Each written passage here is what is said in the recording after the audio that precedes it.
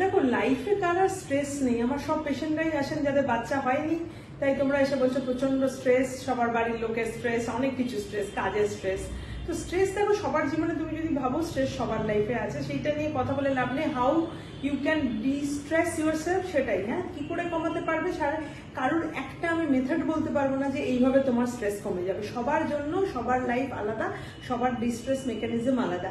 কেউ যেমন ধরো গার্ডেনিং করে মজা পেতে পারো, কেউ নর্মালি হাঁটাচলা করলেও কিন্তু স্ট্রেস কমে যায়। যেমন ধরো কিছু যদি তুমি রেগুলার বডি মুভমেন্টস করো, সিম্পল, যেমন ধরো আমি হাত নাড়ছি, মাথায় হাত দিচ্ছি, এই যেমন লোকে ডান্স করে, হ্যাঁ বিভিন্ন কিছু কিছু ডান্স নাও করো, হাত পা যে মুভ করা, তাতেও বিলিভ মি এটাতেও স্ট্রেস কমে। তো সে তুমি চুপ করে বসে না থেকে, ইভেন আমার অনেক পেশেন্ট আছে যারা প্রেগনেন্সি আইভিএফ ট্রান্সফারের পরে চুপ করে বসে থাকে খাটের উপর, একদম নড়ে না। এটা কিন্তু আমরা সবাইকে এরকম করতে বলি না।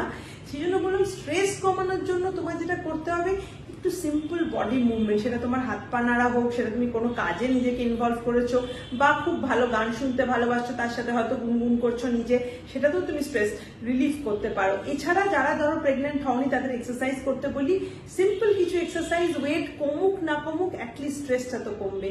হাঁটো, সিম্পলি হাঁটো, হাঁটাচলা করলে তুমি বলবে আচ্ছা আমি তো এত হাঁটলাম, আমার তো ওয়েট কমছে না। ওয়েট না কমুক, কিন্তু তোমার স্ট্রেস লেভেল কমবে এবং তোমার মেটাবলিক যে কন্ডিশনটা বডিতে রয়েছে তাতে ইমপ্রুভ করবে। যেমন ধরো আমাদের cholesterol lowering effect, sugar lowering effect, এইগুলো কিডনি ভালো রাখা, সবকিছুর উপর কিন্তু হাঁটা চলার এক্সারসাইজের একটা রোল আছে। অতএব শুধু এক্সারসাইজ আমরা করবো, আমাদের ওয়েট কেন কমলো না তাই আমি এক্সারসাইজ করা ছেড়ে দিলাম, এটা করলে হবে না। Healthy diet and healthy mind, তাহলে বডি মাইন্ড দুটোকে হেলদি করতে গেলে হেলদি ডায়েট এবং এক্সারসাইজের একটা বিরাট রোল আছে।